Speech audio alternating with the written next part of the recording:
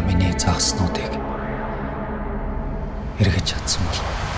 Давтан хэрэгүүлсэн с ิจ гтний шүүх хурал хойшлогцоор байгаа нь ард иргэдийн уур бухимдлыг ихэд төлөв. Хамжаачийн дүгнэлт гаргуулсан шалтгаанаар шүүх хурлыг хойшлуулчлаа. Миний дахин үзэж сонсож явсан бичлэг дээрх охин гард байгаа гэсэн. Сонин байгууз. Тэр хэрэгээ хүлээсэн. 3 жилийн дараа эргчин сэргсэн ч гэлээ. Ёс зүйн шийтгэл хүлээж байсан дүү. Чамаас хизээч салахгүй. Хэд хэрэгтэй? 500 сая. Өмгөөлөгч Тэнгисийн өмгөөллийн эрхийг 1 жилийн хугацаатайгаар хасах саналтай байна. 15 сая төгрөг надад чаашин. Онц ноцтой хүн амны хэргийн материал туслахаа явуулаад.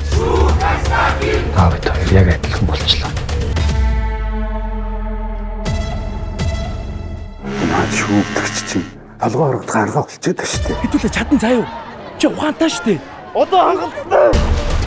Таны тэнд өгчөрөө гэсэн шүү. Бүх насаар минь эрх юмд асуулгасан л үз. Монгол улсын нэрийн өмнөөс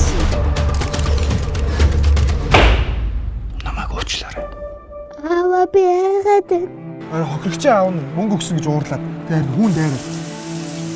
Би тэнд очиод юу гэж хэлэх вэ? ангийнхан найзын Шийдэгдэв. чиний үнсэлчин хүртэл шийтгэл байдаг. сошиал орчинд маш их өвмэн дэрж хүлээлт үүсгэж байгаа. Онц ноцтой хүн амны хэргийн Яхаараа би чамшиг хүний атгаас болж. Үх ёстой. яг